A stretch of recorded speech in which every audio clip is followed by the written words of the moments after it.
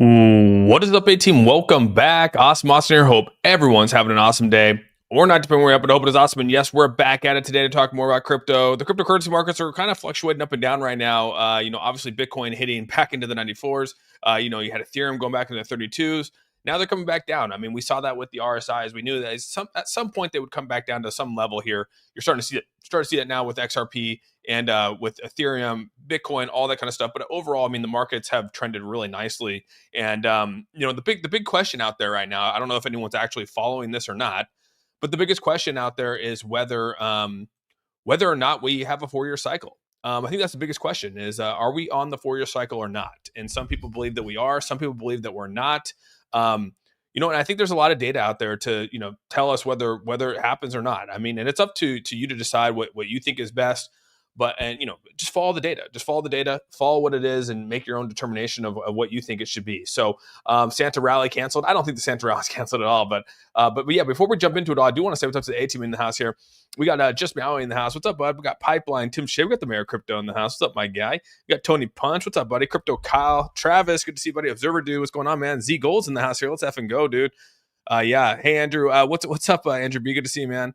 AUM is with 24 million. What are you saying? XRP locked liquidity. Oh, you're talking about you're talking about the ETFs. Yeah, the ETFs are looking pretty damn good right now. Griff, what's going on, dude? BP Kohler, what's up, bud? Tobias, what's up, bud? I haven't seen you in a while, dude. Guy, what's up, Guy from Fort Lauderdale? Hell yeah, dude. Appreciate you being here, Guy. Hope all is well. We got B May in the house. Crypto Bit, what's up, bud? Who else we got? We got Scott Starling. What's up, my guy? We got Kenny, Romeo, Neo. If I missed some of you guys, I'm sorry, dude. Carrie's in the house. What's up, Carrie? Good to see you guys, man. I feel like some of these people I haven't seen in a while. Tommy Savage, what's up, buddy? Candy's in the house here. Yeah, Griff Austin, really cool stuff about your daughter's football potential. Oh, yeah, dude. I probably shared a little too much. I went on a little rant about that last night. But, yeah, dude, super excited about it. It is a pretty cool little thing going on. We'll see what happens. We'll keep going. Trump took the 4-year cycle and threw it out the window. I think so, too, man. I think so. And there's actually a lot of things out there to discuss. So, XCL Mafia in the house here. What's up, bud? Anthony Hawkins in the house. Yeah, XCL Mafia. Dude, XCL coming back just a little bit. XCL looking strong. Sentinel pre-sale looking phenomenal, by the way. I mean, dude, what is it up to, like 1.2 million right now for the pre-sale? Roughly 20 days left in the pre-sale. A lot of people jumping in on that. We got Hogzilla. What's up, buddy? Hogzilla's in the house here. Got Kokor. We got Kokor. I'd love to see Kokor, man. All right, let's jump into it. We've got some things to cover today, man. I've got a lot of things to cover. As you can see right here, cryptocurrency market has trended just a tad bit downward today. You can see we've lost just a tad bit, but nothing crazy. The fear and greed, obviously, is the big one here. We're back to 27. You can see that right now. Fear and greed back into the fear instead of extreme fear. So I guess that's better, right? I mean, it's still fearful, but some extreme fear here is okay. And you can see, I mean, it's not as bad. I mean, even though like XRP is still at 212. Not that bad. You come down here to Hedera. Hedera fell to 21 here, still sitting around the 14 marker. Sui's jumped back above it. Doge, all these things are a bit down, but overall, the last 7 days, they haven't been too bad. Stock market actually looking pretty good today. Flat for the most part.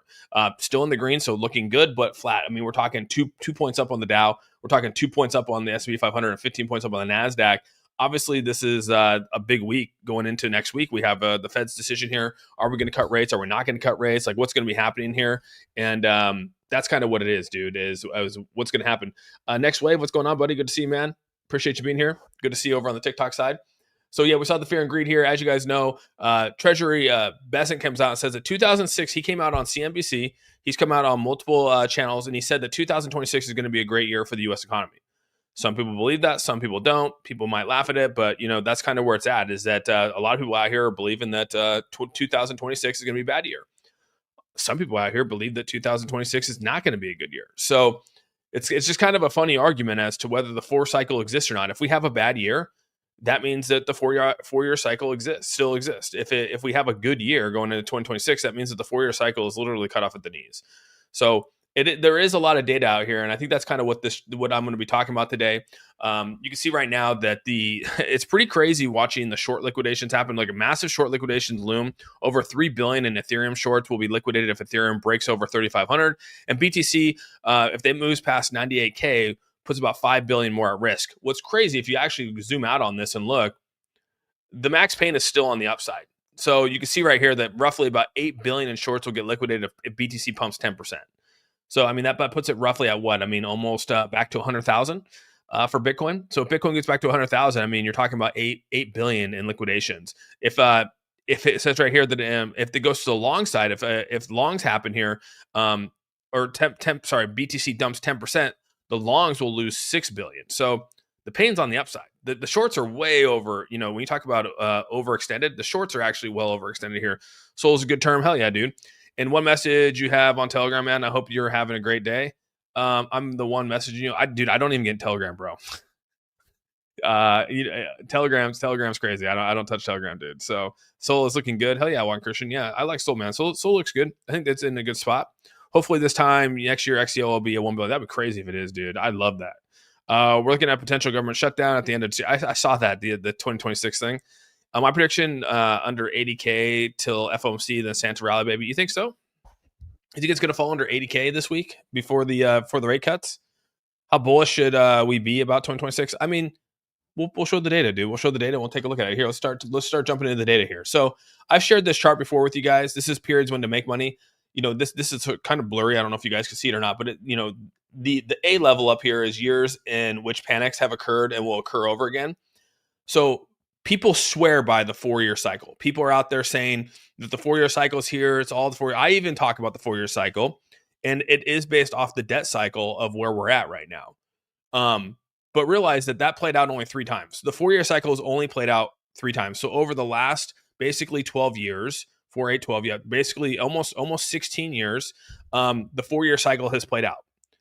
But, you know, people are saying, hey, why are we ignoring a 200-year-old Benner cycle that has been great for generations and shown proof that it has called these levels for generations, and we're gonna hang all that up over 12 years, over a 12-year cycle.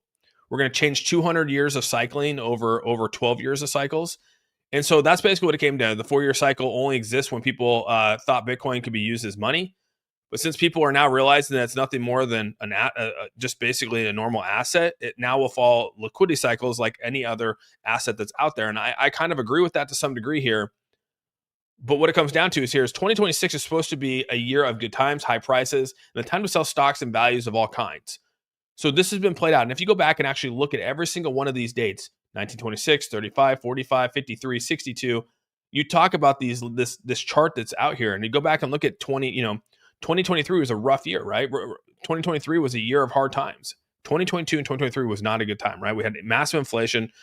So the question is do we jump off this cycle of what is being predicted here over the last 200 years for what's basically been 12 years of a cycle?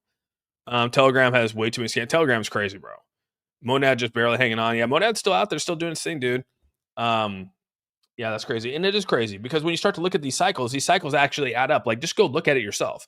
Like, I'm not here to convince you. I'm not here to tell you, like, do your own research. Go back and look at the dates here, dude. Go back to 2019, years in which panics have occurred and will occur again. 2019, we had the pandemic, dude. Pandemic was crazy. You know what I mean? Go back to 99, dude. That was the .com boom, dude. I mean, that was like right in the millennium, right? The millennium was crazy. That was when everyone was freaking out. Go back to 2007, right before the 2008 collapse. You know, right then, dude, we had years of good times. 2007, then we had 2008, 2010 was horrible. I mean, we all lived through 2012, hard times. It was hard times, dude. You couldn't buy houses in 2012. We were in from 2008 to 2012 was hell. And then now you go back to 2016, we went into a bull run, dude. I mean, just go back and look at the dates. I'm not going to convince you. I don't have to go through the whole thing here, but I'm just telling you, like, are we really going to hang up and say, like, oh, it's on a 4-year cycle, so Bitcoin's going to go down? Some people believe it still, but I just can't. I guess maybe I'm a little bit more bullish. AI infrastructure investments is bringing in capital big time, dude. I mean, the boom is coming 100%. There's no doubt in my mind. There's no doubt in my mind that we're probably going to be sitting pretty here in 2026. And there's a lot of data out here to prove this, dude. The 4-year cycle was a lie. The real bull market starts now. It says even though the Bitcoin top happened exactly at the end of the 4-year cycle, the data shows it was a lie, and that there was another driver that lined up at exactly the same time. It says the uncomfortable truth is that the halving didn't drive the last 3 bull markets. It's only lined up perfectly with the real driver, which is global liquidity expansion. So if you actually go back here and look, You see the charts here. You got in 2013, you had quantitative easing happening right here back in 2013, right? And then you had basically in 2017, you had all this stuff that was happening with China pumping the markets. Obviously they had their boom when it came to the real estate side of it. And then 2020 was the biggest quantitative easing in history. Bitcoin followed liquidity, not the halving clock. And so if you go back and look at these things, I mean, these are true. The reason the cycle was so disappointing this time around was that the halving happened, liquidity didn't happen. Like we saw liquidity didn't come in as much as it did. PMI, manufacturing never recovered. The Fed was still draining money through quantitative tightening. So we saw that all happening right now, dude. Like that was literally what's been happening. The Feds were draining money through quantitative tightening. I mean, they're not adding anything to it. When we are in the tightening cycle of that, the Feds aren't doing anything with that. And so what happened now, dude? What happened now? Basically, quantitative tightening has ended. Rates are going down. Liquidity is turning. We're seeing liquidity coming in. We're seeing people start to buy ETFs. All this stuff's happening. Yet there's still people that are super bearish out there about this. And so when you start to look, I mean, like it's just crazy to me, but like now all these things are being introduced to the markets, and everyone's out there telling you that it's a 4-year cycle. We're going to collapse. It's like, well, wait a second, dude. Like all this stuff is now just entering. Everything that we've been like the markets have been suppressed in all reality. But again, like just look at the data. Like I mean, you can listen to people talk about it, but just look at the data, look at the charts, look at where people are measuring these things out at. And right here, right? Markets will never be the same, and retail never will come back. Cycles are changed. There is no 4-year cycle anymore. And you can see right here that this is basically where we're at right here. We go out here, and these are the days of which they're out here. But look at where this is all at. I mean, right now, I think that this is where we're at right now, is down right here. We had this massive sell-off. People are projecting that, November, December, we have a potential to go up here. I don't know if it's going to be November, December that we get up here. This is one person's chart here, but this is a good idea of like where this is going to go based off of everything that's happening here. We go back to here right here. And then some people believe this is one person right here that actually believes that the 4-year cycle still exists. And, people believe that we're actually going to come down and hit certain levels. People believe that we're actually going to come down and hit basically a $50,000 Bitcoin. I mean, do you believe with all the ETFs that are out there? Do you think Van Eck? Do you think that, do you think that Vanguard? Do you think that Charles Schwab? Do you think that they're going to come in at the top of the market and start introducing this to their holders, the people that are supporting them, all the people that use their platforms? You're talking roughly $22 trillion, if not a little bit more, in assets on both of those, and they're going to come at the top of the market and start introducing it to their people. Like, let's be honest here. Like, you really think that's going to happen? Do you think that that's really what's going to happen here? I mean, that'd be a wild thing to start introducing that to your customers at the top of the market and let them get obliterated over the next couple of years, right? Like that doesn't make any sense. Trump speaking on people, peace deal, breaking news. Oh, is he speaking on the peace deal? I wonder if he's, yeah, that's crazy. If he's speaking on a peace deal, dude, it's Summers. What's up, buddy? I haven't seen it Summers in a while, dude. What's going on, my friend? Hope all is well with you, man. Yeah, ETFs, I think Treasury hold the floor. Well, I mean, Treasuries can hold the floor, but the ETFs are crazy. And there's some numbers out here with the ETFs coming. So here's another person right here. This happens every single time. Bitcoin's 4-year cycle is widely observed pattern. It's a price behavior largely driven by Bitcoin. But again, we now have institutional money coming in here. And, I showed this chart a couple days ago. And so people, like I said, people are believing that we're going to have a 65% decrease from where we're at right now. This is literally, this guy is calling for Bitcoin to go down. He believes that the cycle top hit already, and we're going to actually head down to 65%. So Bitcoin's going to roughly go back down to $22,000. This market is showing who the real ones are more than ever. I think so too, dude.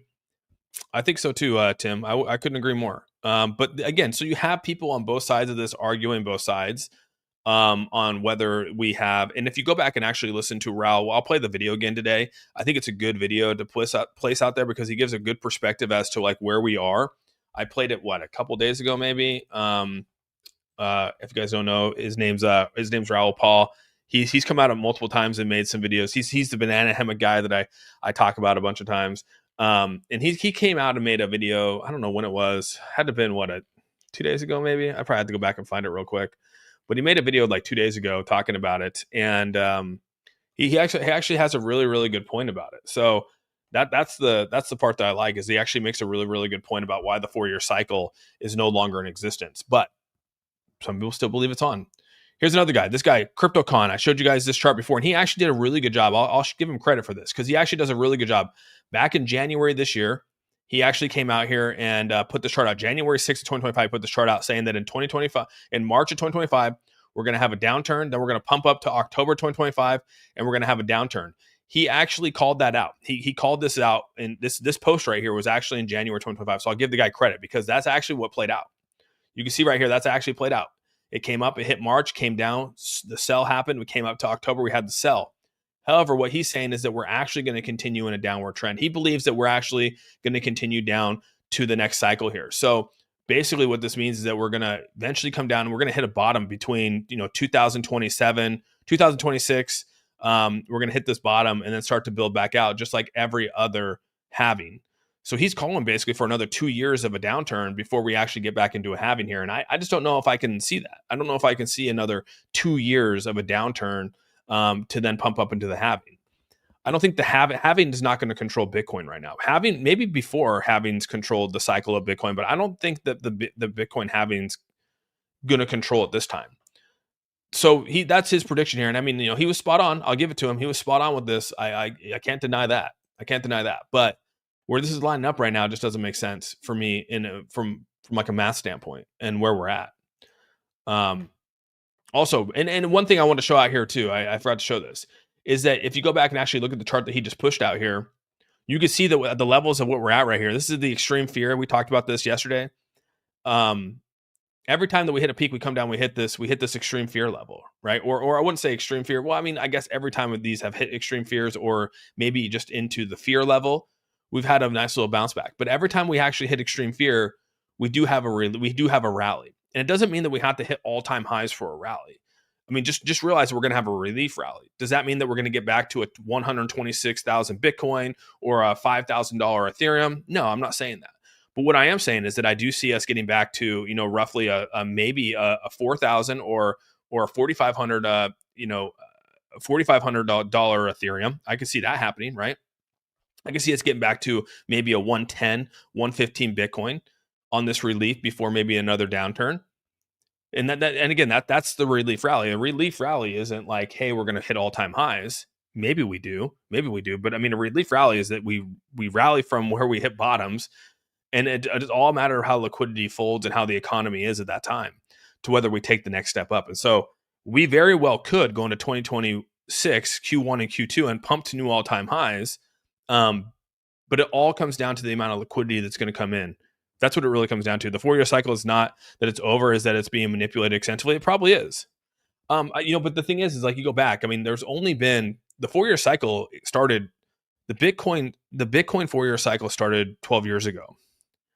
There was no other 4-year cycle out there, right? The Bitcoin kind of created that 4-year cycle. That's where this whole 4-year cycle started because of the halving, right? The 4-year cycle with the halvings. And that's kind of crazy. Austin was saying 2026 high several months ago. Yeah, I said 2000. I mean, like I said, I talk with my father. We talk a lot. He's been saying it since he's been saying since August, dude. Since July that the markets were going to go flat in Q4 of this year, and we're probably going to pump in 2026. And then he came on in September, and he said the same thing. And that's exactly how it's played out. There's going to be a softening. He didn't say it was going to be a sell-off or a bear market. He just said there's going to be a softening in the market. We can go back and watch the clip. Softening in the market in Q4. November and December, or October and November, going into December was going to be a softening in the market, and there was going to be a little bit of a downturn, and then we're going to come out of it pretty strong in 2026. And he's an economist. That's what he teaches. He's a professor, and he's got a bunch of people that are on the same path as him. So he's my financial advisor. He does all my accounting. Of course I'm going to listen to that guy, dude. He studies that shit every single day with a bunch of people. He teaches it. So he could be wrong, but I would much rather hedge my bets on him than anything else. You know what I mean? And so when you start to read some of the data out here, it's suggesting that 2026 is actually going to be a decent year in Q1 and Q2. Now, does Q3 and Q4 look bad? Maybe, probably. But, we will have a point where there will be a euphoria, probably most likely. I think there's going to be more of a follow of what the stock market does and not a traditional 4-year cycle anymore. Could be. That very well could happen, yeah. We were overdue for alt season. Yeah, alt season's kind of crazy, dude. If you actually look at the stats on alt season, dude, alt season's actually looking pretty crazy. And this is where I told you guys to follow this, dude. Like, go open up this because, as you guys know, the bottom process is what happened here. You got to realize 99.99% of Bitcoin, short-term Bitcoin holders was actually at a loss, meaning people that held less than 155 days, they were at a loss. Now, only right here, only 80%, a little less than that, probably close to 75% are at a loss. You got to realize that this is going to continue to go up until there's a break-even point. And then you hopefully, when you get to this break-even point, we continue into the profits and you don't actually see people sell off on that. So we hit levels that we hadn't seen in a very long time for short-term holders. And a lot of short-term holders sold. They got, they sold their positions, but a lot of people held on. And now, they're getting back to these levels right here. And so I think this is actually a really good chart to see here that until this crosses back over, right? Until this crosses back over, we're actually in a good spot. So this was the Ethereum thing I looked like. This is the Ethereum thing I was talking about. We don't talk about Ethereum as much on this channel, but this is actually a really, really good trend of what's happening right now with Bitcoin. And like I said, with Ethereum, getting potentially back to 40, anywhere from 4,000 to 4,500 is on the line here, dude. And you can see that every time that we get down on these RSI levels down here, these little levels that we see down here, this is actually on a different scale here. But basically what this is saying, it's on the day chart scale. But basically what this is saying is that anytime the RSI has been oversold, we actually rally significantly once it passes the 50% marker. And it says it has pumped a minimum of 45% already. So that takes us up to roughly about 4,300 to 4,500. So, I mean, when you start to look at where this is at, and I talk about this all the time, you can actually go back and look at the charting that we do on this. But I mean, RSIs are my biggest thing out here. You guys know that. Anyone following me knows that, like, I look at the RSIs more than I look at anything else, just because I think that we can look at history pretty quickly on that. And you can see that we're actually in a really, really good spot to recover significantly. And Ethereum's actually been doing really, really good. As you can see, I mean, Ethereum got back up to almost 3,300 last night, still sitting around 31.61. When we started streaming yesterday, we just got over 30, what was it, 3054. So we're over 3,054 is where it was at. So, I mean, this is nicely climbing. And obviously we're going to have our ups. We're going to have our downs. We're going to have our ups and downs. But I mean, like, if we can continually climb, things will actually be pretty damn good. So that's always the nice part about this. Put all your money Pure Wallet, you'll be rich. Austin got super rich off the crypto taco. Then try XL. I haven't even sold my XL, dude. I mean, it looked good in a wallet, but I mean, like, that's unrealized profits, dude. Like, it doesn't even matter unless you sell it, dude. If you sell it, yeah, you get profits, but it's still sitting in that wallet, dude. So I think there's going to be more of a follow the stock. Yeah, I heard that. 2026 will be a stock market crash. Bitcoin will crash even harder. I think after you reach a peak, I don't know if it's going to crash hard, but I mean, we're still going to reach a peak. 99.999. ETH is marginally up about 0.75%. Well, I mean, over the course, if you actually go back and look at where we hit the bottom, dude, we're actually up pretty. You're saying over the course of a year? Over the course of the year, dude? Oops, wrong one. Let's go back here. ETH is marginally up. Yeah, it could be a year over year. I mean, we're technically back at the levels of where we were back in April, right? And even when the year started, the year started back over here. Yeah, right about here, the year started. So, I mean, like, yeah, we're probably at the same. Yeah, you're right. We're probably, just barely up. But if you were able to catch these bottoms right here, I mean, if you were able to catch this bottom right here, you're still up roughly almost 15%. I mean, that's a pretty good return on the number 2 ranked crypto in the world. I guess if you are disciplined enough, you will eventually go through a bear market and survive. Just wish it would hurry up already. Sorry, I wasn't specific. I was actually looking at the 24-hour. Oh, I think on the annual side, I think on an annual basis, though, I think it's not up very far on the annual side. If you go back and actually look at where we were on January 1st, we're actually down on the year, dude. So I think January 1st was like roughly, yeah, dude. January 1st, dude, we were roughly at, like, I don't know, 95,000 Bitcoin. And Ethereum, I think, was actually, let's see where we are. Actually, we tell you the truth, we might be up from that one. Let's see, December, January. Yeah, January 1st, dude, we were up on the year. I mean, we're at 3,500 Bitcoin. We're at 31. So, yeah, we're not up on the year, but I get what you're saying, dude. I'm trying to be positive, patient until January 20th. All right. Let's see here. XRP bottom. XRP, you think the XRP hit the bottom? What is your what's your definition of a bear market? Well, I mean, a bear market. I see when I think of a bear market, dude. Like I think the bear market has to have I kind of think when a bear market happens, you have to have some indicators out there that are going to cause it to go down. Number one, there's usually something that happens in the market. And like last time we had an FTX, we had Luna, we had China come out here, we had everyone kind of come out here, but usually it's on like the like almost on the verge of a recession to me. And it's basically where prices are falling. And to say that like this is a bear market, I mean, you can say anytime that a price is falling, because a bear market is when prices start to fall. And that's kind of what's crazy is that, I mean, you could say any of these could be bear markets, right? When prices start to fall. But the true definition is a bear market is a period of sustained significant price decline, most commonly dropped at least 20% from recent highs. So technically a bear market, anytime we drop more than 20% from an all-time high, you technically enter bear market territory. I mean, we did that like 5 times this year. So we're going to say that we went into 5 bear markets in this cycle already. We've already lost 20%, over the last, we lost 20% over like 3 times this year already. We can go back and actually look at Bitcoin, right? Well, Bitcoin actually didn't lose 20%, but I'd say that like majority of the markets did. Like XRP definitely lost 20% multiple times. Ethereum probably lost 20%, but Bitcoin hasn't lost 20% multiple times this year. I mean, it's definitely taken a beating sometimes, but not 20%. I think we're roughly sitting at, I mean, even last time, this might have been 20%. Yeah, that was a 28%. I guess maybe, we've done it, twice this year then? 28%. This one went down 30% from an all-time high. So, I mean, I guess you could say that we've gone through 2 bear cycles already this year, if that's the definition we want to go by. Oh, yeah, dude. Don't even worry about the taco guy, dude. You get haters coming in. Haters always going to say some stupid shit. It's all good. Don't even acknowledge them anymore. I'll give them one. I'll read their comment one time, but after that, it is what it is, dude. They've already made up their mind over whatever it is. Let's see here. I guess if you're disciplined enough, you will eventually go through a bear market and survive. Just wish it would hurry up already. You will. Everyone will survive through the bear market, dude.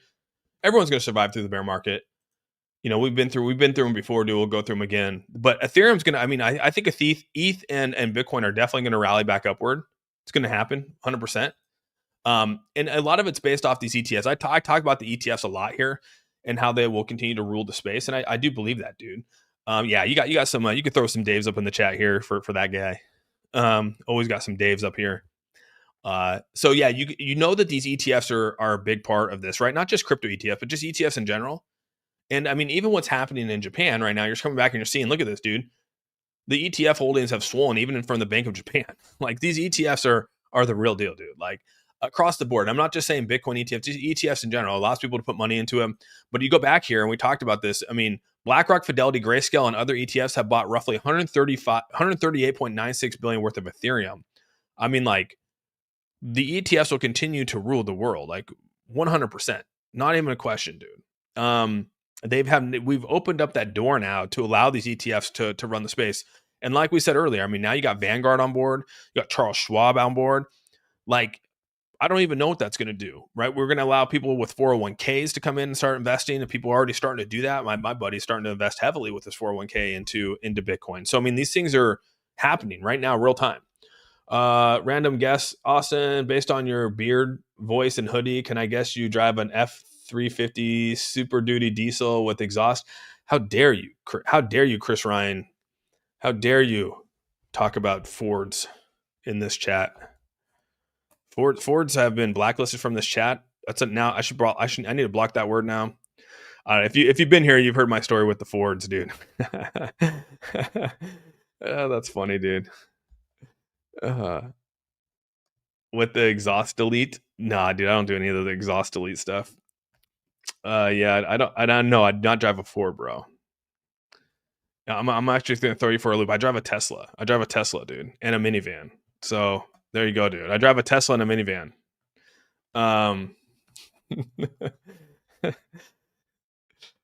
Dude, what's hyper? Hyper? I don't know what hyper is, dude. Are you talking about like hyper? You talking about like hyper liquid? Hyper? You talking about like hyper liquid? Dude, this is like only one of the biggest decentralized trading platforms out there right now. Austin would make a good Santa Claus. Maybe in like 15 years. I get the gray beard going. Maybe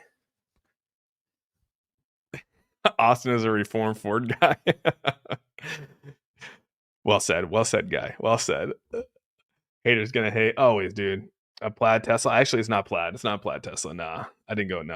No reason for the plaid Teslas. But yeah, speaking of the what did I just read here? Speaking of the where'd it go? Hyper. I think there's actually a pretty crazy. Let me find the stat out here. I was just looking at it earlier. Oh, I hope I didn't delete it. I probably did. No, me, dude. I probably did delete it. Damn it. Oh no, right here, dude. Look at this, dude. This is crazy, by the way. I just want to point this out to you guys. Perpdex, Hyper, Aster, volume topped at 1 trillion in November, the second month in a row above the trillion mark per DeFi Llama. We're talking DEX perpetual trading platforms, Hyper and Aster. So yeah, Hyper is definitely something to hang on to. The pools out here for the DEX side of trading, the perpetual side of trading, these dark pools. These are the projects, dude. If you find another project comes out here that can compete with Aster and can compete with Hyper, which is going to be probably pretty hard, those are the projects to jump into. You know what I mean? I just read that Coinbase CEO just said tokenized will reinvent finance. Oh, I think so too. Is your Tesla lifted with the battery delete? Well, the cool part is you can actually auto lift your Teslas. So you just you can actually raise them and lower them. You can lift your suspension and lower your suspension. So, I mean, I guess I could lift my Tesla if I wanted to. It's pretty, you can do that. But yeah, the battery delete, that shit, dude. Honestly, I'm gonna be honest with my Chevy is quieter than my Tesla when it backs up. The Tesla when it backs up, dude, that noise it makes, that sounds like you're in a spaceship noise, or any electrical vehicle for that matter. When it's just like that loud UFO sound, it's louder than my truck. It's louder than my truck, I swear. Did you ever check the oil? No, the only thing I have to check in the Tesla, dude, is the windshield wiper fluid, dude. That's it. So Ford Ranger is still the best truck ever. The old school Fords are actually, those things are. My dad has one. He loves it, dude. Us, you're a gentleman. You ought to be driving a Dodge truck. And my dad has 2 Dodges. He has 2 Dodges that he loves, dude. The reason why I never got a Dodge is because Fan doesn't like the Dodge, and plus they're a little small in the back for kids. They're not like they used to have a super cab, but they went away from it, and then now it's just kind of a tight fit. So yeah, I never went to the Dodge. Even though I do like the Cummins diesel. The Cummins diesel, I mean, obviously top of the line, But I mean, Duramaxes are nice too, bro. I want a Tesla robot. My dishes are dirty, dude. That shit's gonna get crazy, dude. With the Optimus out there, Optimus is gonna change the world, dude. I do believe that 100%, dude. But this is crazy with the DEX side, dude. The DEX side is just nuts. I mean, they're doing some crazy volumes on the DEX side. And the dark pools are going to take over. Eventually, people are going to get sick and tired of getting liquidated on these open markets, dude. Now we have truck channel. Yeah, you guys kind of converted me a little bit. We talk about crypto, sports, and trucks. There you go. That's a good channel for you. Cryptos and family. I guess we talk about family too, right? It's a family channel. But this is good right here, right? This is actually pretty crazy. This is when you know that we're in a different era of time, right? We talk about the 4-year, we talked about the 5-year, and this is when I just know, like, I was super young going through the dot-com boom, right? I didn't get to experience the dot-com boom as an adult. I don't know what it felt like. I just was out playing sports and having a good time. I didn't give a shit about dot-com boom and all the stuff that was going on with it. But we're living that right now. We are in our generation of the dot-com boom is now for the new generation of people. And it's actually the AI boom that's happening. And it's very, very apparent what's going on here. And it's what's even crazy about this, the S&P 500, excluding AI names, has gained only 25% since the launch of ChatGPT in November of 2022. Meaning that if you invested in any other crypto out there, or sorry, not crypto, any other stock on the S&P 500 that did not have AI in their name or it was involved in AI, since 2022 is up 25% on average. Like that's horrible. Like, I mean, that's not that good. We know that roughly the average return on the S&P 500 is about 7 to 8% year over year. So I mean, technically you should be higher than that, but I mean, here we are. It says this translates to about a plus 8% compound annual return over this period. Like that's not good. 8%. It says by comparison, the S&P 500 has, as a whole, including AI names, has surged 73%. So to put this simply, without AI stocks, market performance would have been at least 2 times weaker. Technology stocks are the engine of global markets, and the AI boom is here, dude. Is it? This is we are probably heading to an AI bubble, just like we saw with the .com, with the .com boom and that bubble, and then we had a housing crisis bubble. I mean, we're probably heading to an AI bubble. It's probably going to happen at some point. But just realize that the amount of money coming in through these AI, the Magnificent Seven, and the ones that are actually tapping into AI, they rule the markets right now. There's no question about it. They rule the markets, and you're seeing that in real time. I mean, can you believe that through 2022 to today, that if it wasn't for AI, we would be 2.5%. We would be 2.5 times down from where we're at today. Like that's a crazy thing to look at. A 4-door Ram for the fam. I like that, dude. Is there a Cent Mafia now? I don't know if there's a Cent Mafia. I think it's just XC. I don't know. Good question. I don't know. Has anyone seen the new Toyota? I have not. I just hope AI relates more to crypto. It's starting to. I think it's starting to. I think AI relates to crypto pretty nicely, actually. I see the next 3 to 4 years there's going to be an AI stock boom. It's already happening, dude. It's summer. I mean, it could definitely go up even more, dude. Whatever you do, don't buy a Tesla truck. Oh, don't buy the you don't like the Tesla trucks, dude? You don't like the Cybertrucks, bro? Yeah, I am, Chris. I'm actually still, I think I set my, dude, what's crazy is I thought I set my stop loss, and I did set my stop loss. Unfortunately, I set my stop loss, and I thought I had it at a 1%, but I actually put my stop loss at a 2%. And I was like, oh shit, dude, it didn't hit at 10. So it should have hit at a 10% loss. I should have lost like $100 on it. But I went back and I was like, dude, why did it not trigger? And then I realized, oh shit, I put it at a 20%. So yeah, I'm actually down. I'm down like 200. I'm almost down $300 on my XRP long from this morning. So yeah, not doing too good. My Doge is down like $10. And then my H bar is down like $60. You guys can see right here. I'll share it with you guys.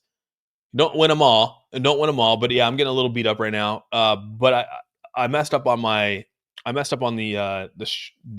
stop loss for this. I should have had it at 10%, but I have it at a 20. I had it at a 2%. Sorry, I have it at 2% instead of a 1%. So yeah, kind of sucks, dude. It's all good. I'll hold off on it. I'll let the leverage hit out. If it hits, it hits. I'm not sweating it, dude. We'll make it back somehow. Sarah Connor is very upset about how much we love AI. True, right? Cybertruck, my 4-year loves them. Oh, and spots them out. Oh, really, dude? What made you want to put a long in? I think what I was looking at here, I'll be honest with you guys, what I was looking at for the XRP side is that if you go back to the day, right? The day chart usually is we usually do pretty good here. I probably got pump faked on this one. Maybe we'll see. Usually we have a nice little double top here before we fall out on the daily. And so, today's Thursday. I was hoping that maybe we end the Friday on a nice day, and then we get back up here maybe to the 93, 94. We usually have nice little double tops that happen or accrue, and this already started to do that. So I was like, okay, maybe I'm going to catch that bottom here. 12 hours obviously up here. It just came back down slightly. But, the 4 hours working its way down. And, again, I was hoping that maybe we get a nice little bounce back, something like a double top up here. But, maybe I'm like you see here, we get these doubles. We get this double. You can see these things right here. Let me zoom in a little bit here. You see we get these like where it comes down, hits the 20, bounces off, comes down, hit the 20, bounces off. So I was kind of thinking that maybe we'd do the same thing here along with the day, right? You go back and look at the correlation of the days. When that happens, do we actually get double tops, right? Double tops. And so I was just kind of looking at that, and maybe I'm wrong, dude. Maybe I'm wrong, but yeah, I'm getting a little obliterated right now. So maybe jumped the gun a little too soon. Happens. The R side looks like it was calling for a short. I was playing the and it probably is. I mean, in some way, but I was playing the bounce off, from previous trends. But yeah, maybe it will, maybe it won't. I saw a pink Cybertruck that. Gosh, damn, really? Short at the moment will get you around 80. Then I'm long in BTC. Okay. Update on Pure Wallet. Yeah, dude. I have no update on the Pure Wallet, dude. I haven't even talked to them about the Pure Wallet, dude. I hope Pure Wallet's still out there. Hopefully, still doing its thing. Obviously Sentinel's still doing its thing. Let's look at Pure Wallet real quick, guys. Pure Wallet AI. their little timer went out. I know that, unless it changed. Yeah, the timer's still out. So I guess if you buy now, you're still stuck at that 461005. So that's positive, I guess. Maybe, I don't know. Actually, I haven't bought. So yeah, that pre-sale is still going. 27 days, so that one's going. Obviously, we're in on that one. Then we got Cent over here. Cent's doing actually pretty good. I mean, I saw this. Let's skip the video here. I'm actually happy they put this double skip thing in here. I'm so sick of seeing that video. But yeah, look at that, dude. Up to 1.2270. I mean, dude, that's actually doing phenomenal. Gosh damn. Dude, that went up a lot. I think last time I looked at it, it was like 1.1 something. Now it's up about 1.227. I mean, it's starting to get traction, man. 20 days left. You got to realize Acceler started literally yesterday. They started their pre-sale, not yesterday, but I mean, they started the pre-sale at 20. They had a 21-day pre-sale, and that's kind of crazy to see, dude, that like it's still 20 days left in this thing. Like, holy crap. So kind of wild. BTC will never fall. XRP will rise. Seeing other semi-interested pre-sale. Interesting. Dude, you got the Pure Wallet. You got the Sentinel one. I think there was one more that came through that I was looking at. Which one was it? It was but it was connected. I think it's connected, dude. I think it's connected to Best Wallet, dude. And I think I would avoid anything. No offense to Best Wallet, dude, but I feel like they're all connected somehow. Like, if you go back and look at these things, just how Best Wallet's website is, I feel like they're the same people as cryptonews.com. And so like you can go over there and you can see like the best, because they have their best wallets and they put Best Wallet up top. And on top of that, you can go and you can see like the best IPOs of the year. And they're all, and they're all interconnected somehow. So to be honest with you, I haven't seen anything that like really stands out to me. I can't stop putting more money into Cent. I'll probably put some more in here. Be careful with pre-sales. There's too many scam projects. Yeah, this one's connected to XCL. I don't, people can say whatever they want, but I mean, XCL has done a pretty good job. Like, I get the whole. Yeah, look at that. I actually just my leverage, my position just got closed at 4%, or 2%. So, and it looks like H bar is going to close here too at a fixed position. And then we're coming down now right now. So yeah, I was off on my leverage trades today, so it's all good. We'll make it back somehow. If XCL and Cent are some part of the matrix, then Austin is Neo or the architect. He knows what's coming, dude. No way. Neo's that whole thing is crazy, dude. Which pill are you taking, the blue or the red? I don't know. Chevy Midnight Edition is looking pretty good. I don't know what that looks like. What is your guess on how long until after the pre-sale? Good question. I have no idea, dude. Morpheus. All I think about is when we say Morpheus in crypto, I think about Morpheus Inu. That's all I think about. And I think about Rodney and his Morpheus Inu, his Morpheus Inu that he always does. That I don't know if you guys might not remember the Morpheus Inu, but that was wild, dude. Put money in Zback and Flare. You still got a lot of people in here with Zback. Yeah. Any idea of the lightning of the fuse in 5 days? I think the lightning of the fuse, bro, is for Acceler, dude. Acceler. I think Acceler is Acceler. The lighting of the fuse is them creating. They have a whole new relayer system coming out right here. All new relayer system. We are rebuilding the relayer system from the ground for enhanced security and performance. It looks like they're going through the testing right now. So they've done the architecture design. They've had the deployment of the smart contract. They've done their security audit. Then they're going to put it on the mainnet. So yeah. Current relayer unaffected. If you are already a registered relayer, your node continues to operate normally. Daily rewards and transaction process remain active throughout the rebuild period. New relayers registers temporarily closed while they develop and improve to reopen for the new launch. So then it talks about all the things that are coming for the obviously the privacy protocol that's coming out here. As you guys know, that's still operational, but it's like they're just reinventing the relayer process. So yeah, I mean, kudos to them for recognizing that some things need to be fixed on it. And and now they're going to hopefully here in 20 days be injecting a crap ton through XCL, which would be awesome, dude. So I'm ready for that, dude. I took Rodney disappeared on XCL. Yeah, I mean, yeah, he did, dude. I think a lot of people do. That's what's crazy is that like it's okay, dude. That's how the space is, dude. People talk about a project, they get paid to talk about a project, and then they stop talking about the project. But if you're invested in a project, I'm heavily invested in Acceler. Like, And I was pretty upfront about Acceler. Like they paid me for marketing on it, but I like the project. And I mean, yeah, and I mean that's kind of where it's at, dude. And I'm still here talking about it. They haven't paid me to talk about Acceler or any of these things. So I'm just here for the community. Obviously, it came from a lot of it came here, and yeah, I still support it. So obviously, you're going to talk about the projects you like, right?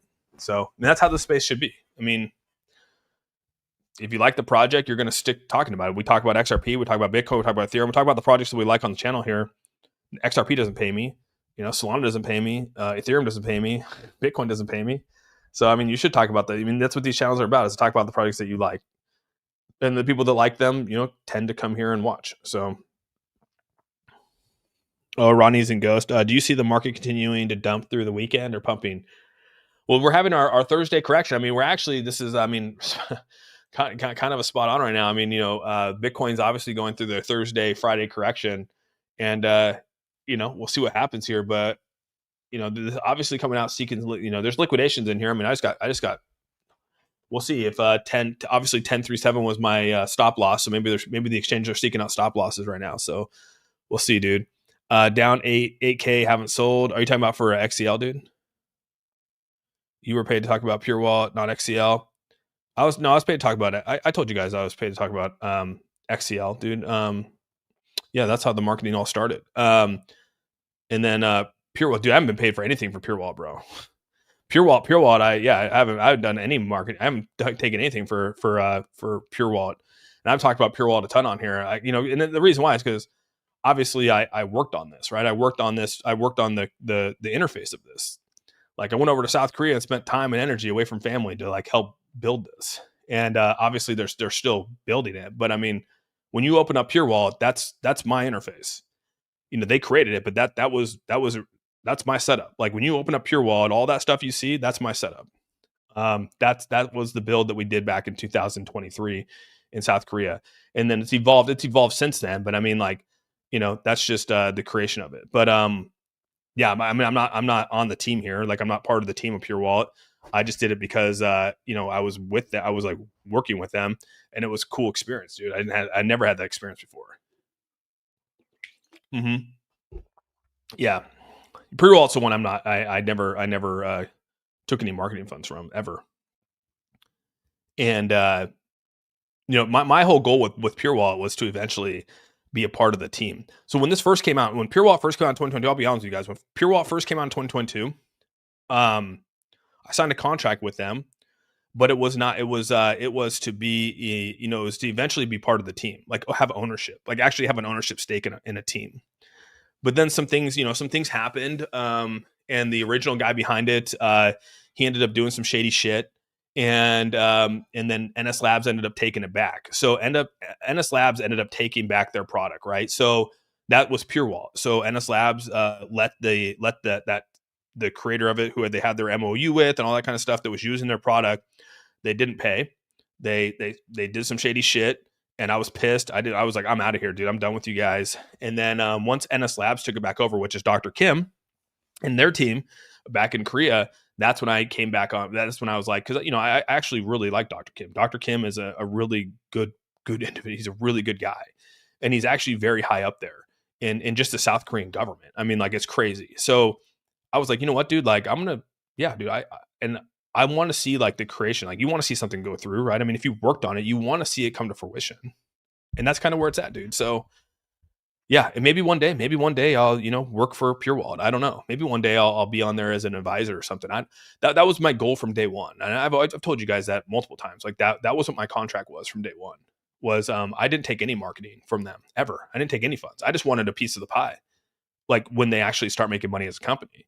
Like, why would you not? Why I'd rather take a stock investment or an investment in a company for a percentage than that. Was it Augie? Yeah, dude. Yeah, fuck Augie, dude. Excuse my language, but yeah, fuck that guy, dude. Dude, I lost $75,000 in that project, bro. Like that was my biggest loss in crypto. Was that, dude?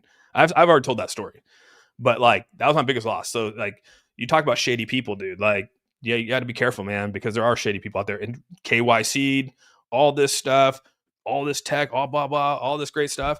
And so it makes me laugh because I've experienced, dude. Like you need to have docs devs, you need to have people who are KYC, you need to have all these audits, and I laugh at it because those are the people that scam you the most, dude.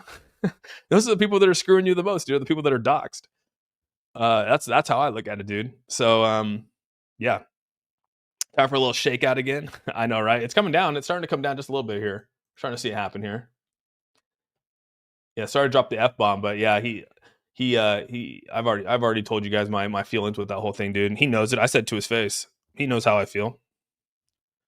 Just watched the sent video. Hell yeah, dude. You think that the drop now is manipulating again? I think that what's happening is you're seeing the shorts. You're seeing the shorts happen. I mean, I wouldn't say it's definitely manipulated, but I would say that people are probably like me, right, jumping back in and short in the market or long in the market, and then those things are getting hit. So if crypto doesn't work out, maybe you should consider a career in religion or government. I already worked for the government, dude. I worked for the feds. You guys know that. I told you guys I worked for the feds for a long time, dude. I don't, government's not bad. Government's again, working for the feds is not that bad, dude. Where is Bitcoin going? Bitcoin's going to continue. I think we're going to have our ups and downs, but I mean, overall, Bitcoin's going to continue to rally. I think we're eventually going to get back into the 100,000 marker here soon. So, man, I'm sorry. F that guy. I lost money on that monkey, dude. Me too, Sam. Like dude. I'm still super sour about it. I'm super sour about it, bro. I don't even like talking about it. Oh yeah, right there. Antics pulled the liquidity. Yeah, there's another one, right? Fully doxed team, had all the audits in the world, told everyone it was a lot of people, I invested my money. I lost $500 in that project. I don't even know. I didn't even followed it, dude. I wouldn't even attach my wallet to reclaim my tokens because I'm afraid I'm going to get my wallet hacked. So I was like, you know what? I want to be like you when I grow up, 75K loss and then make it back up quick, like on XCL. Yeah. I mean, that's kind of where it's at, right? I mean, yeah, you could say that XCL's kind of saved that bacon, right? I mean, I'm back even on XCL, right? Let's look. I mean, XCL has me at what? I'm up $66,000, $68,000 on XCL right now, right? $20,000 investment has me up at 68,000, right? I lost 75. So I'm almost there, you're right? Breaking even with the loss I have here. But I don't look at it like that, dude. Like, it is what it is. It's a sucky situation. I'll never want to put myself in that situation again, and I won't ever. But when I talked with the Pure Wallet team back in January of 2025, when they came out again, I made it very clear my position with it, and I had to know, like, what are they doing, dude? Are they still with this team? And then when I found out like how it was all working, I was like, okay, I'm on board with you guys, dude. Like, I want it to be successful. And when it's successful, like, that's when you reap the rewards. So when things are successful, that's when you reap the rewards. Antica's still marketing like nothing ever happened. That's crazy, bro. Oh yeah, hell yeah, Roman. You work for the feds too? All right, cool, man. Yeah. You guys know I worked for the government. You've had some awesome experiences, man. I don't know if that's awesome. I don't know if that's good. I've had good and bad, right? Good and bad experiences through it all, right? Crypto is it's an intense. If you're talking about crypto every day, like, it could be an up and down. It's a roller coaster, bro. And you get a lot of people who hate you. You get a lot of people who like you. It's just kind of how it works, dude. And you just kind of got to brush it aside and just, I've heard it all now, dude. You get the haters, and it just is what it is. Like, I don't even sweat it. Like, I kind of laugh at it now because they could say whatever, and I don't really care anymore. Austin, I was under the impression XCL might get an audit during the downtime. Do you think they ever will, or no, due to their KYC privacy? Well, I could tell you this with Pure Wallet. So Pure Wallet obviously went through their ISO certification here, but they never gave up their proprietary information. So even with the ISO audit that Pure Wallet got, which is, again, great accolade, right? Great accolade to have the world's first ISO certified offline blockchain wallet. Obviously, going through that, I think that's great to have that. But they never audited the smart con. They never audited the actual product or the protocol, or what makes this an offline on your phone. What makes an offline blockchain on your phone? Like, they never audited that. No one will ever audit that. You wouldn't give that up at all. Someone sees that, they'll copy it, right? So I don't think so. I don't know, but they did come out and say that what did I just read? Did I just read something about an audit? They said they did a security audit. Now, whether they make that public, I don't know. It said security audit. Sorry, I just joined the live. What did you take a loss on? Oh, I took a loss on a project. I took a loss on a project back in 2022, 2023. And it was the original creator of Pure Wallet. Right when Pure Wallet started, they had a guy overseeing the project, and he basically, he just took everything, right? And then a lot of us were heavily invested in it, and I went over to South Korea and spent a lot of time with it. And so then when NS Labs, which is a big lab over in South Korea, when they took it back over and then relaunched it themselves, that's when I jumped on board. So it was pending. Okay, yeah, it looks like it's done now. It says testing, security audit done. So now it's testing and Q quality assurance, I'm assuming, that's what's actively being done, and then they're going to deploy the mainnet. So coming up quickly, dude. I own a pizzeria in Pennsylvania. Damn, that's pretty cool, dude. Yeah, you have some awesome. Yeah, that's crazy. Hey, Adam, thanks so much for the $5 super chat, dude. Sup, Oz? Hi, fan. Damn, I'm late today. What did I miss? Today? Anything tasty? Nothing too crazy. Me probably mostly complaining. talking about everything here. There was one thing I want to show here, dude. Right here, before anything else here. This is why it's so important, guys. It's so important that you guys, and again, Adam, thanks so much for the $5 super chat here. It's so important to invest in assets. I can't explain it enough for you guys. Look at this stuff right here. This is crazy to me, dude. So if you're holding cash, like I get that you got to have cash for some things, but if like you're holding everything in cash right now, dude, like just realize that holding cash is actually really bad. It needs to be in some form of asset, right? You need to have, because the asset, people who are owning assets right now are winning. People who own like Bitcoin or any stock or anything like that are actually winning. If you're holding cash, you're losing. And then this is a perfect description of why.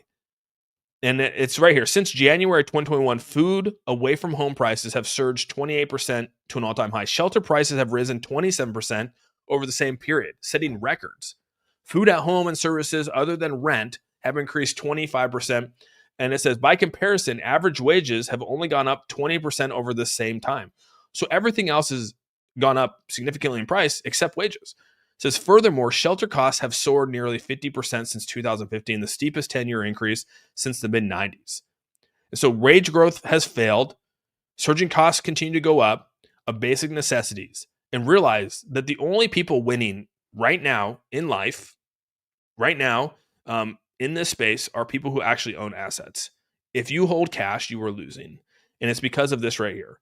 And so I get that we need it for our basic necessities and things like that, but you have to start finding a way to put money into assets, whatever that asset is. I'm not going to say it has to be crypto, or it could be stocks, it could be ETFs, whatever it might be, dude. Even if you have to pull money out of your paycheck to put into a retirement, which is then you can convert over to an ETF, maybe like a Bitcoin or anything like that. Just make sure you're doing that, okay? Because right now, holding money in your bank account is literally losing you money. It's just basically what it comes down to, dude. I have a lot of cash sitting around, can't put in a bank, or you get flagged. Oh my God. So, Pop, so you have it like, you have it like in a safe. Well, damn, I need to move my USDC then, huh? No, USDC, I mean, like you should put it into a growing asset, Jen. Deb, I see Gen X. Deb, I hate that your new names have changed on here. Deb, yeah, like, I mean, you should move it into some kind of asset. Again, find an asset that works best for you, but that is kind of where it's at, dude.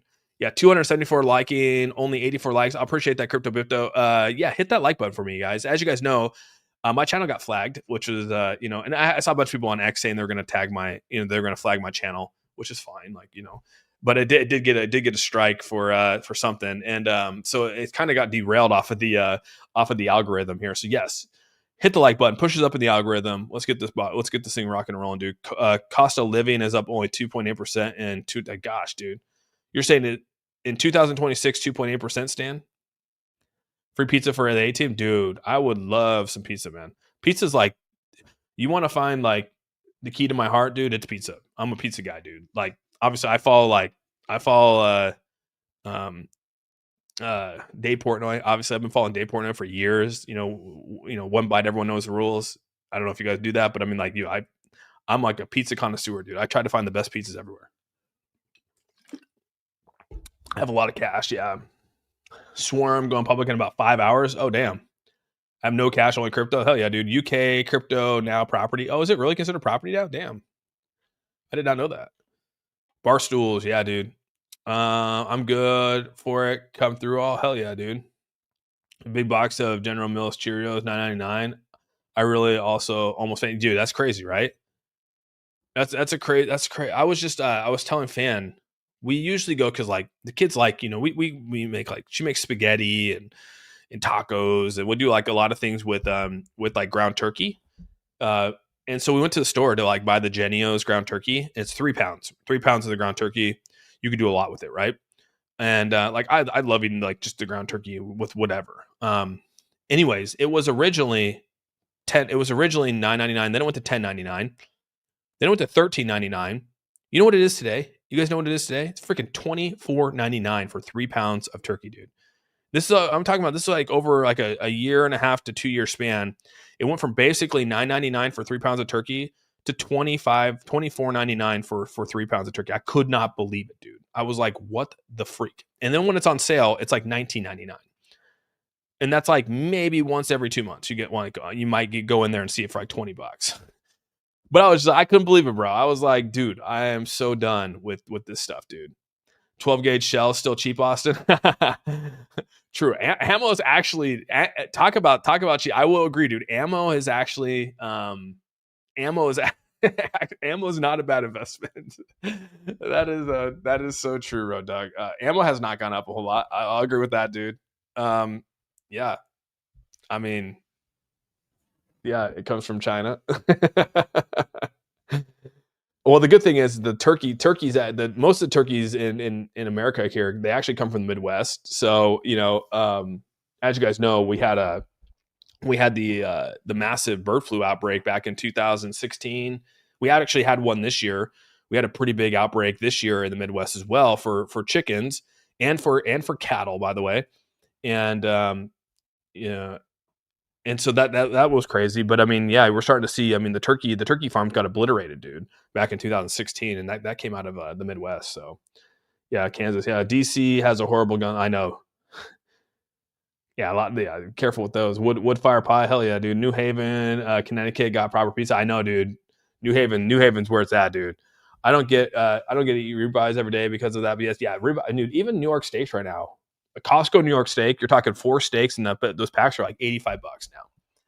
We're buying those like 2 years ago for like $45. They've literally doubled. Like beef has doubled significantly. So like, just look at this. Just realize that, I mean, like, all these prices are this inflation is the real killer. That's what it is. That's what kills you more than anything. If you have it in an asset, you're not going to spend it on certain necessities, right? If you have it in cash, you're going to overspend that cash. I will tell you that, dude.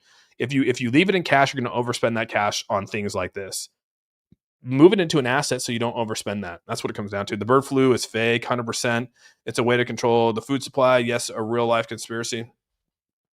Well, you know what the crazy thing is, dude? I'll be honest with you. So I originally got hired as a safety director for a really large chicken company. I'm not going to say the name, but it's one of the largest chicken farms in Washington, right?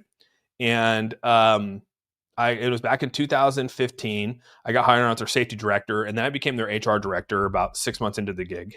And through 2016, dude, I don't necessarily, you could believe it's that way, but we did have a lot of we had a lot of chicken. We had to depop an entire we had to depop 2 chicken houses because of the bird flu, dude. And I'll be honest with you, birds just literally died.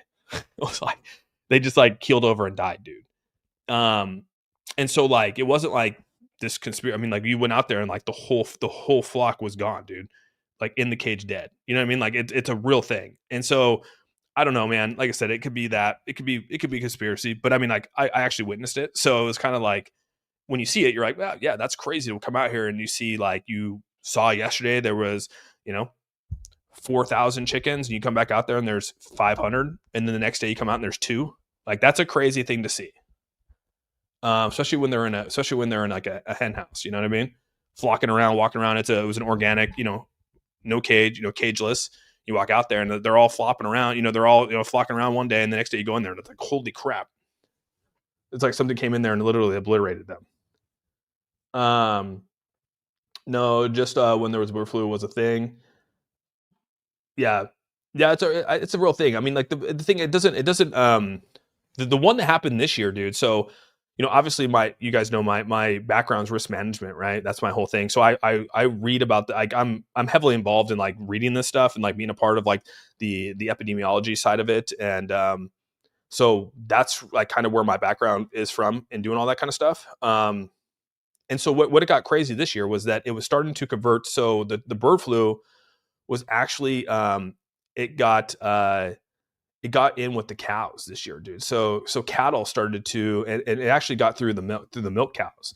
And that's where the transmission started happening. It came from the birds, it went from the chickens into the cattle.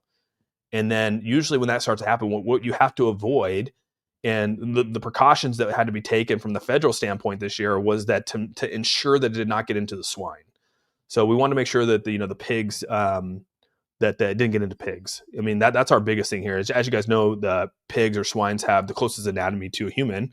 And that's where a lot of those, when that transmission happens, like you got to be a little weary because, I mean, they have very similar organs, right? So that's where you got to really worry. So when it started to get into when it started getting to the cows, right? I started to get into those. I was like, oh shit. And so there was massive precautions taken for this. And what happened was you started to get exposures in humans, right? So whatever happened, right? What happens with people when they get bird flu? They don't die from bird flu, but they get really, really sick. You could potentially die. We didn't have it. There was no fatalities that came through with it. But what happens is people go out there and they'll handle these dead chickens that died from the flu, just like a normal person. And then what they do is they don't wash their hands, dude. Like it's the basic necessities of human health that most people don't do. They don't wash their hands. And then what they do is they touch their eye. They pick their nose. And next thing you know, you've now transmitted that. So, no, I'm not discrediting you, Tony Punch. Like, there's a lot of conspiracy I believe in too, and it could be, but I'm just saying, like, and maybe it is. Who knows? I'm not gonna argue it, right? A lot of conspiracies have come true, but what I'll say is that, like, I have experienced it, and I've spent a lot of time doing it. So, at least from that side of it. So it is kind of a wild. Like I said, when you actually see it in real life, when you walk out there and you see it, you're like, holy shit, dude. And it could be flu, it could be this. I don't know. But I just know that chickens are dying, cows are dying, humans are getting infected, whatever that is, right? I don't know. I mean, we call it what it is, but it's just a wild thing, dude. No mask either. Yeah, that's crazy. Avian is a joke. But it does transmit. I'll give you that. It does transmit. It doesn't mean that people are going to get sick from it. Originally, we got all that scared, like, oh, we're all going to die from the bird flu. No, it's not. That's not how it works, dude. That's not how it works. But you can get super sick from it for sure. Austin, give your address. I'm going to order a pizza to your house. The pizza around where I'm at, dude, is ass, dude. I don't want any pizza from around where I'm at. Austin wasn't aware of your chicken game, dude. I'm down on the chicken game, dude. You test me on my chicken game, dude. I got it, dude. I spent years, man. I can tell you everything there is to know about damn chicken, dude. Yeah, I've worked up my chicken game over 3 years of working as an HR director for a company. So I got it all, man. I even know about the pullets and how to vaccinate a pullet. I vaccinated pullets. I went out there, dude. And that's one thing that I was different when it comes to anything, dude. Like, one thing that set me apart from a lot of people is if I'm going to talk about something, I got to go do it. So I went out there, I depopped houses as a director of HR, dude. I went out there and depopped the houses. I went out there and vaccinated chickens. I went out there and did every dirty thing you could possibly do. I went out there and did everything. So I can know everything. And people can't say, well, you've never done this. I hate that when people say, well, you've never done this. And I'm like, no, I have done it. I have done it. I know your experience. I've done it. I've been through that experience. So that's one thing in every position, dude. Every job I've gotten, I will go do all the hard work so that no one can tell me that that you've never done it. I hate that. I hate when someone tells me, well, you don't know our experience. You've never done it. I can sit there and say, well, no, I have done it. So if you are an HR director out there or someone in management, the first advice I'd give you is to go do what other people, go do the hard work. Go do the hard work. Go do it for a week. Go do it for, a couple of days. Go do it for, at least go do it. And then not only will you gain respect from that, But then people can never tell you, well, you don't know, you don't understand because you haven't done it. That was the one thing. That was the biggest thing I hated the most. When people say, well, you've never done it.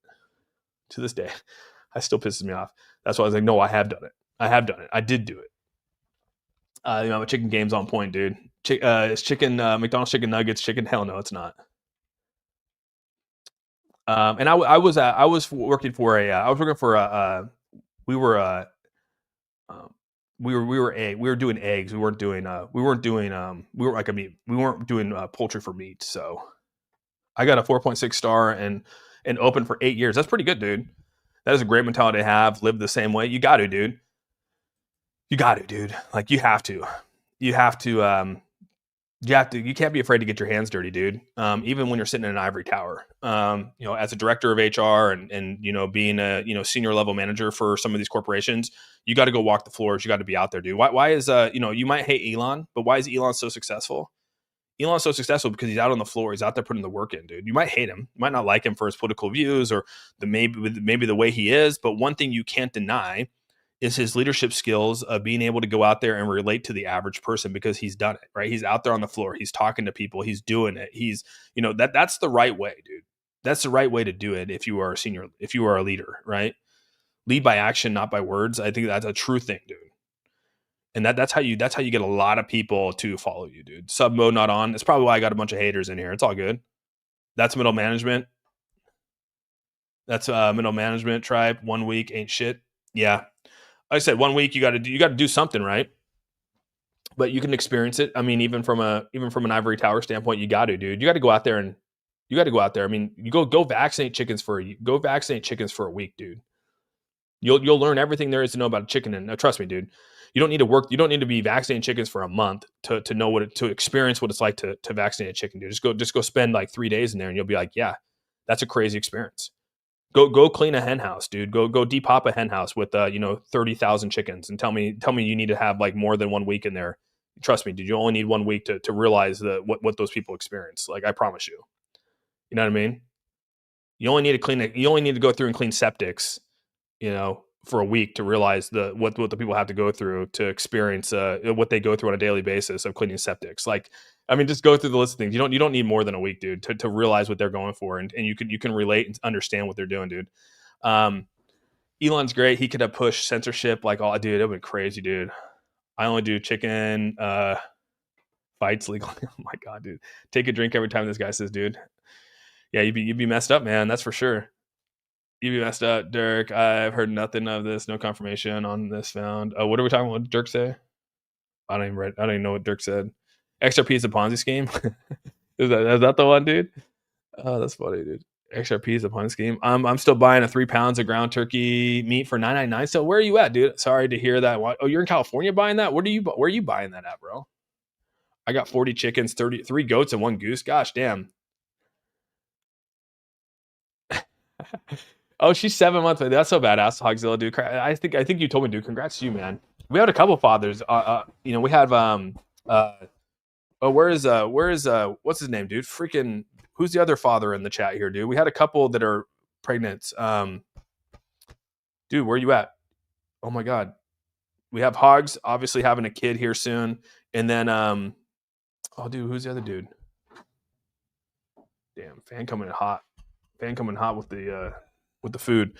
Yeah, Hogs has a kid, and then what's his name, dude? D something. Freaky. Oh my god. I can't remember his name right now. Elon ransacked our federal government. The estimate in Doge actually cost us. Yeah, I don't know how it works, dude. Yeah, congratulations. I have fur babies that count. I got a baby due in a couple weeks. Oh, really? All day? Hell yeah, dude. Congrats to you too, man. That's freaking awesome. Change your world, man. That's for sure, dude. Remember when people got butthurt about you saying dude all the time? I'm sorry. It's a word. I mean, I could say the F word. I could change out the dude for the F word maybe and see how that changes things.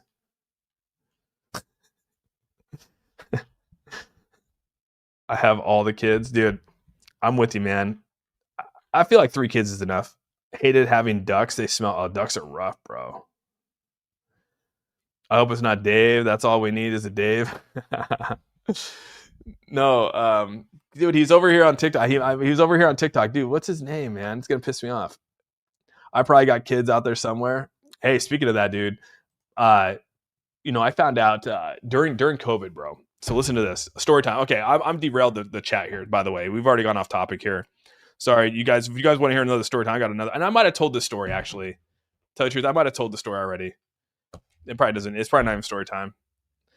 Probably not a story time. Probably guys don't want to hear it. But do you still hold your Exceller? Yeah, dude. If so, the profit was thinking of getting back in. I had 30 bucks. I had 30 ducks, Dave. Holy crap, 30 ducks. Yeah, I still hold my Exceller, Reese, 100%. Austin story time. That's one time in a band camp.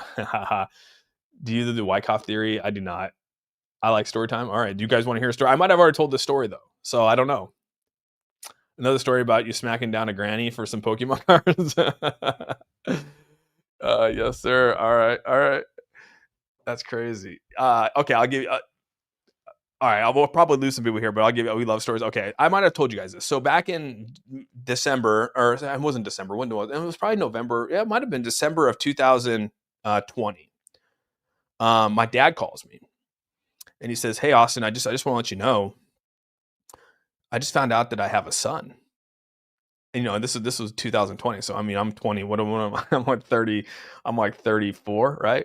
And I was like, "What?" He's like, "Yeah, you have a brother out there." I just found this out, and I was like, "Holy shit!"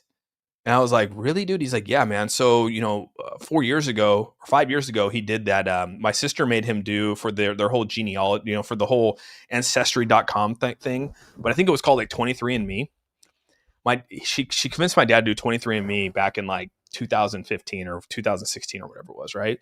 So he did 23andMe or one of those things to like go through the ancestry stuff for our family. And so he did it, right? Well, 5 years later, dude, I'm not even kidding you. 4 or 5 years later, he gets a DM or an email. He gets an email from Ben. His name's Ben. His name's Benjamin. That's my brother, older brother, by the way. And says, "Hey, we connected on 23andMe." And it is determined that you are the father, and that's really what happened. And so my dad was like, "Holy crap, dude!"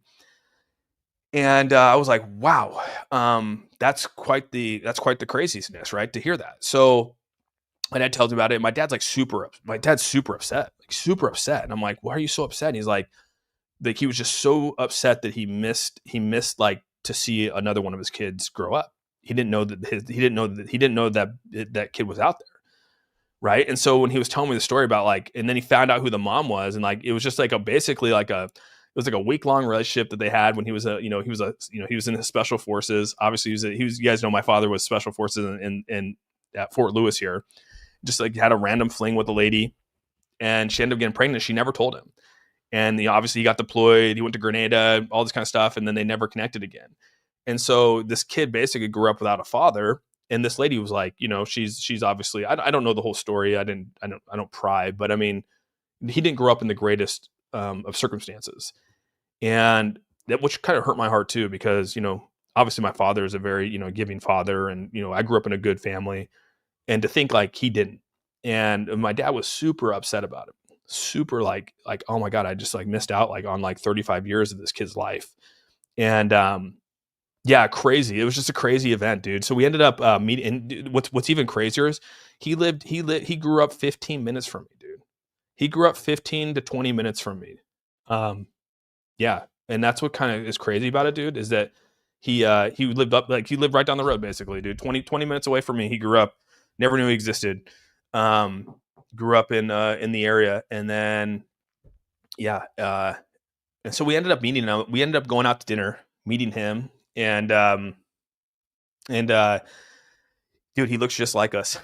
has the same Bennett nose. Yeah, I was just blown away, dude. But he's half. I mean, it's crazy. He doesn't look exactly like us. I mean, obviously we're a little bit different, but his mom was Japanese. So he's half Japanese, and then half white. So, which is crazy. I'm like, gosh, Dad, my dad had that, he had that Asian fever back in the 80s. So I'm just kidding. But it was, The apple doesn't fall too far from the tree. Obviously, I'm married to an Asian, so but he ended up, yeah, it was just crazy story. So he still lives, literally like 30 minutes away from me, and yeah, I didn't even know for the longest time that I had an older brother out there. And as you guys know, I grew up with two sisters. I didn't have a brother. Um, and then yeah, just to find out that, yeah, I had an older brother out there was kind of crazy. And what are the odds overseas to grow up in the same area? I know, it's just a wild thing, dude. Fan, get the bat. She's gonna throw that shoe at me, dude.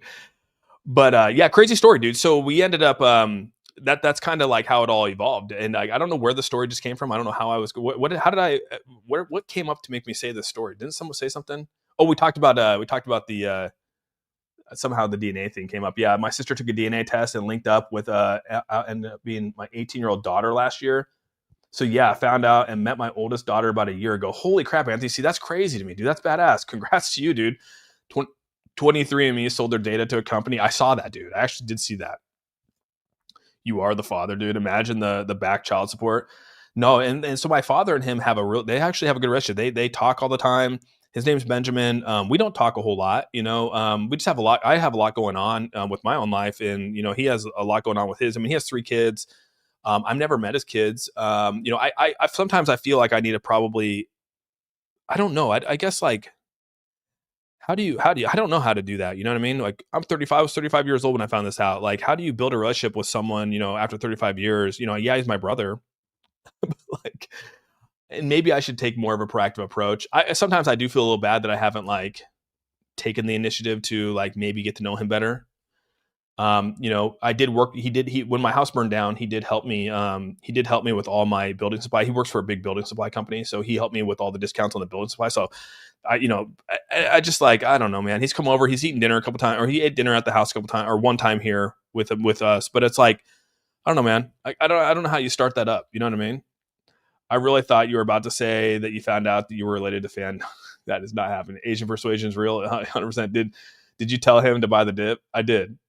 Start with the ranch. Honestly, grown adults have their own families going on, kids, etc. Yeah, it was kind of like, it's just hard. I mean, sushi in the 80s was wild. Bobby. Oh shit. Oh god, dude, that's funny. dude, XRP just got obliterated, dude. The markets are getting obliterated right now. Gosh, dang. I probably just got absolutely destroyed. Let's see here. Yeah, dude, my markets got destroyed. Oh man. I bro, just treat it like you just got a good friend and build a relationship. I probably should, dude. I mean, but it's been a long time. I mean, we met in 2021. So what? It's been 4 years, going on 5 years, and I mean, I found out almost 4 years ago, and we, like I said, my dad and them, he sees him every time he comes up here. He goes and hangs out with him, and then comes over and stuff like that. I thought about shorting, freaking diabolic. I know, right? Right, Andrew B. Is your bro in crypto? He probably watches the stream. No, he's not in crypto. I don't think he's in crypto, dude. We follow each other on Instagram, and obviously he likes the girls' posts. I like his posts and stuff like that. Like, but like we haven't really picked up any. I like. What do you say, dude? Like what do you say? Like, hey, do you want to hang out and watch a movie? Like, want to go grab a beer? Even though I don't drink beer, like that's where I think that's where I struggled the most. You don't even talk to your siblings you grew up with. That's true. I don't even. I don't. Oh my god! Why you call me out like that, Fan? Why you call me out? You make me seem like I'm like this horrible person. Don't care about my family. I just don't. Oh my gosh! I just don't. I just don't care about. I don't care about people who are negative on my life, dude. And for some reason, dude. And the crazy thing is, like, Ben's actually a very positive person. Like, he's probably the only one that's actually sane. Like, oh my god, dude, that's so funny, dude. It's called beer. It's called beer. I don't talk to my family, no biggie. Yeah, just helping you get over the I feel bad. No, I wasn't. I feel bad. I don't know what the word is, dude. Scum. We used to have a ton of roundtables. I don't think we have a whole bunch anymore. I ain't talked to my sister in probably a year. I do one sister, so I haven't talked to one of my sisters. Last time I talked to my sister was when she came up here to meet Ben. That was back in 2020. That was the last time I talked to her, dude, and actually saw her was when she came back up here in 2021 to go meet Ben. We went out and had dinner. She came up with my dad, and that was the last time. I didn't really talk to her at dinner. You know what I mean? Just because she's just been such a wet blanket on life for me. So I have to, you have to kind of just hold them at a 10-foot distance and just hope for the best, but like just keep them there. But yeah, we have 250,000 access. Oh damn, dude! During around Maui free meet. Damn, that's crazy. 250,000 access. You have deer just running around everywhere. I don't talk to my sister much, to be honest, but I talk to my brother all the time. Yeah, you know what? And then I have an older sister, and I have an older sister, and we're kind of close, but like not. It's kind of weird. Like we go through our phases where we'll talk and hang out with each other, and then we don't for like a year, and then we'll go back through it again. And like a lot of it's I don't know, dude. It's kind of crazy. So, like people get mad. When you're just like really busy as a person, and then like they get really upset that you can't make time for other things. Like that's kind of where it goes. And I'm like, and that's not me. I don't hold anyone accountable. Like, hey, if you can't make it, don't make it. You know what I mean? But don't be upset if I can't. So it's like that kind of thing. But I try hard. Our oceans are fished out. Are they really, dude? Being adopted, I have about 3 or 4 half siblings. I've tried to contact them and vice versa. Life is life. And it goes on no matter what you do. I don't feel bad about it. That's a good way to look at it, Scott McNeil. That's a good way to look at it. I like that. I was adopted and found out I have like 8 half brothers and sisters from doing holy shit. Seriously, TP? Damn. I'm afraid to do it. I don't think I'm going to do it, dude. I'm afraid to do it. I don't think I would. I don't think I'd put my DNA out there. I don't think I'd put my DNA out there. If Ben was unknown, sister in the neighborhood, you might have stupid that one. So dumb. I haven't talked to my dad or brother for 10 years. Damn, dude. Yeah, I don't know if I could go 10 years without talking to my dad. Both dads. I don't think I could do it, dude. And my mom, I don't think I could do it. Did you cancel your longs? Yeah, they got that. I can't. Yeah, they hit the stop losses. Well, dog. They hit stop losses. Yeah, we're good. No more longs in. My stop losses got hit, so we're good. We are good in the hood, dude. Stop losses hit. Yeah, I lost like $600 today. Oh shit, no, my Dogecoin didn't hit. Oh shit, my Dogecoin's still open. Oh crap, what do I do? Well, it hasn't hit my percentage yet, so we'll maybe we'll hold on. I'll let it just probably hit the stop loss on it, and we'll call it a day. I'll see. I'll just let it hit its stop loss. Which is that what 14 stop loss is sitting at 14,369. So I'll just let it hit the stop loss. If it hits it, it hits it, dude. It is what it is at this point. H bar dropping more. It looks like it, dude. Scott, 100% what I meant. Yeah. What's the software? You talking about the software? Like, dude, this software's out here, bro. Track my trades. As you guys don't know, if you like to track trades, let me sign in here real quick. If you like to track trades, dude, I am partnered now with Track My Trades. And you can see it right here, trackmytrades.ai. And this dashboard allows you to go in here and track your trades and everything like that. And you can provide feedback. This is in my Discord. If you guys like this, it's free for anyone that's a member in the Discord. You can get in here and have access to this. It's free to use. So yeah, definitely jump into Track My Trades if you like to do strategies, set up strategies, track your strategies. It's a free service. Usually you have to pay for these things, but this one's out here, dude. So yeah, my sister, who is also adopted, and I are closer than my siblings. Damn. That's actually pretty cool, dude. That's pretty cool. I Austin influencer, except he's giving us free shit and knowledge. Yeah, this is actually free, dude. Go do this. This is actually just dropped. It's out there. It's brand new.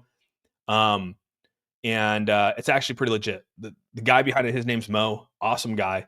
I met him at Bitcoin conference for the first time. Super, super nice guy, dude. So obviously he's creating this, and this is going to evolve and become better. But yeah, you can actually jump into free. I think if I'm not mistaken, Andrew B actually signed up for this. Have you used it, Andrew? I think Andrew B signed up for it, dude. I sent a buy at 13,250. What's your thoughts? It's probably not a bad buy. Wow, dog. I think it's actually pretty good. That sushi in the 80s comment killed me. Oh, I know, right? That's crazy. 10x short at 218 yesterday. Oh, damn. All right, Mr. David. I see that. Missed the beginning of the stream. What's the outlook of everything regarding the cycle? I just said that I think we're moving out of the 4-year cycle, Craig. That's basically what it comes down to in a nutshell. I personally believe it. There's data for both sides. I'm just leaning more that we're out of it. Haven't used it yet, but thank you. I will try using it. So, okay, cool. We need 80 sushi. What's the 80 sushi? Leave it to fan. Leave it to fan to say that. Oh my god, dude. Oh my god, fan. Oh my god, fan. Yo, dude. Oh shit. Oh my god, dude. Damn. I don't even know what to say right now. I'll just let you. I'll let you ponder. We love it. Oh, dude. Time has proven the 4-year cycle. You talk about stock Mo, aka crypto Mo. No, Austin's whole family loves. That's stupid. Oh, dude. Oh my god, dude. I can't deal with it.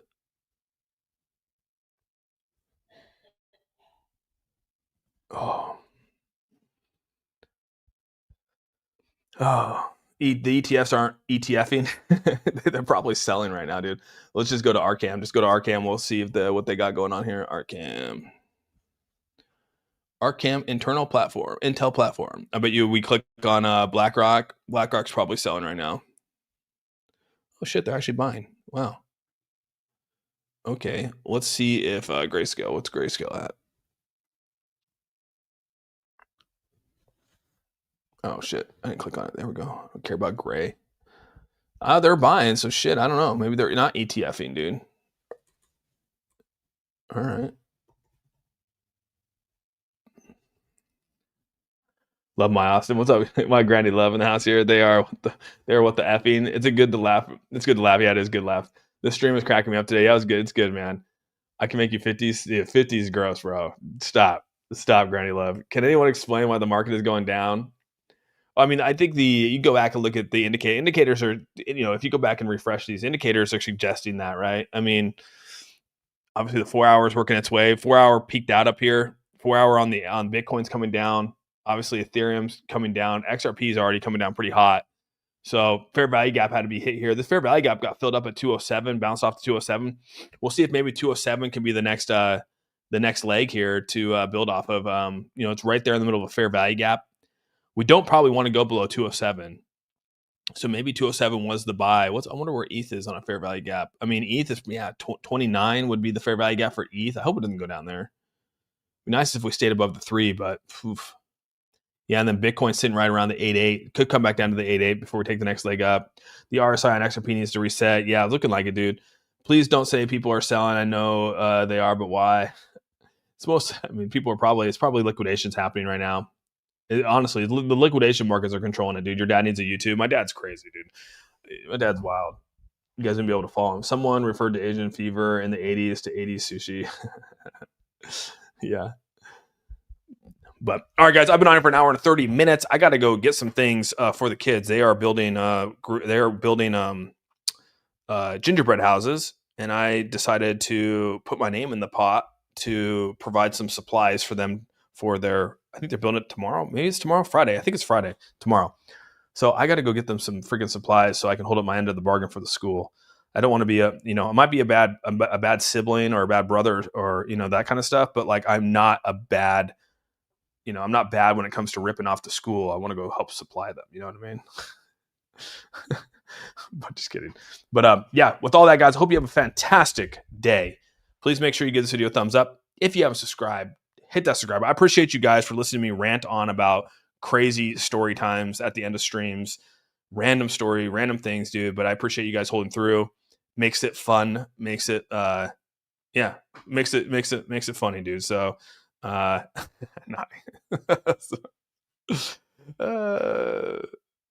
but yes, in all reality, I do like sushi. Sushi itself is actually really good.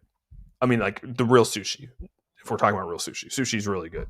So I'm gonna put that out there. I'm gonna get some. Me too. I'm gonna get some sushi too. All right, guys, I'm out of here. Love you guys. We're out. Peace.